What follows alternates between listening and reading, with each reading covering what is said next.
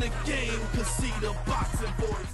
Welcome back, gang, for the first time and hopefully many more to come.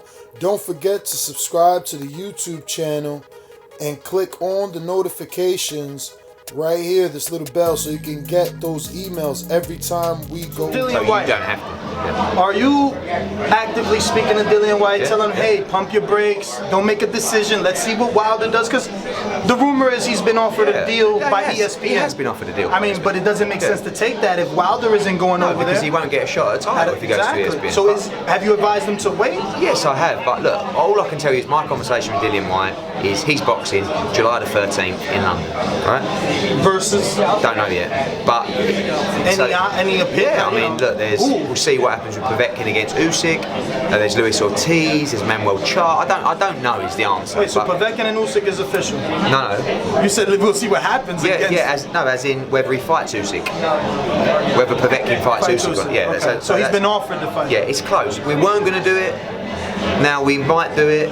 And now I don't know is the answer. But what I can tell you is that right now, until the future of the two guys holding all the belts is confirmed, you'd be very wise just to slow down and say, well, hang on a minute, I don't want to be in a position because, maybe go on. Is there a sell-by date on his offer from ESPN? Like, if you don't take it. I don't know. Oh, he didn't let you see it as the promoter. No, I know the details, but I don't know the ins and outs of who and when and if there's a expiry date on the offer. It's not. Ultimately, I've told people a million times, Dillian's on a fight-by-fight deal with us, not because we don't want to commit to a deal for him, but because we have a relationship where I trust him, and I think we've done an amazing job for him. So I don't expect him to go anywhere. If he does, I don't necessarily have an issue with that.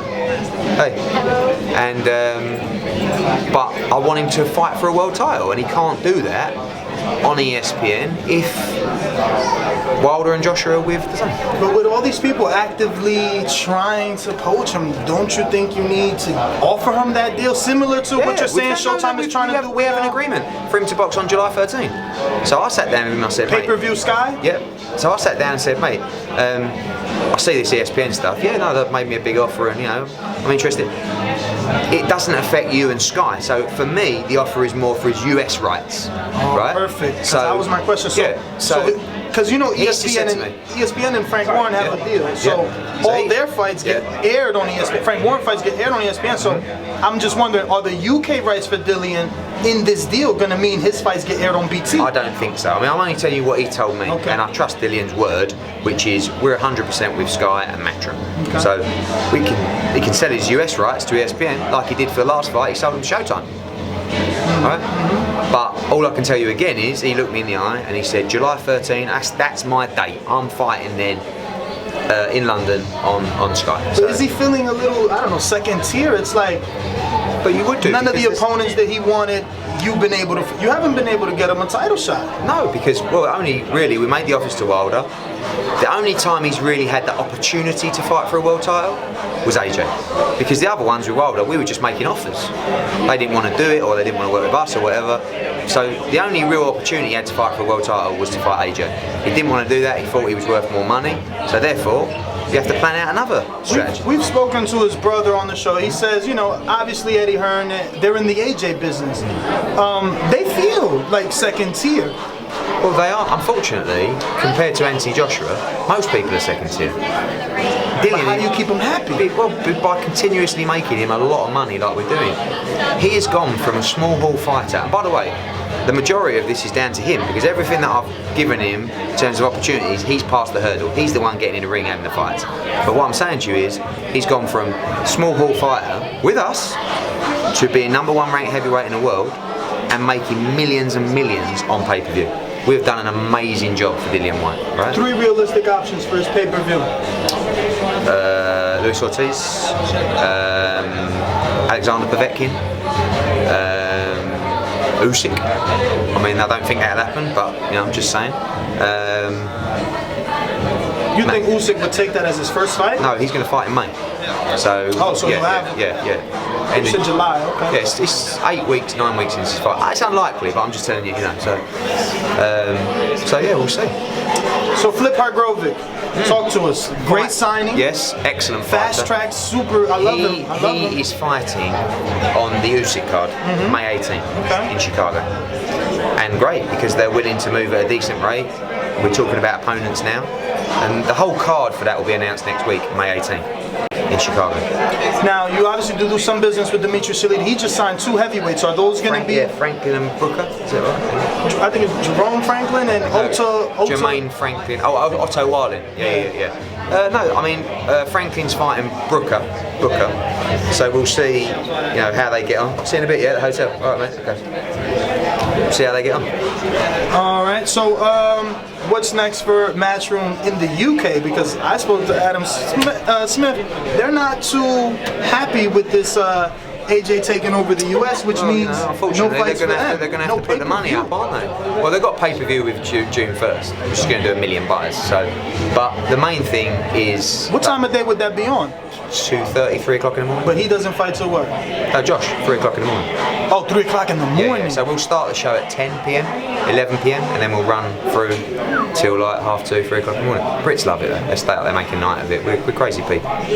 Ricky Hatton brought 30,000. Yeah. But that was to fight Floyd. How many do you think AJ's bringing? We're at 14,000 at the moment, sold at the Garden. So we've only got another 5,000 to go. How many of those are Brits?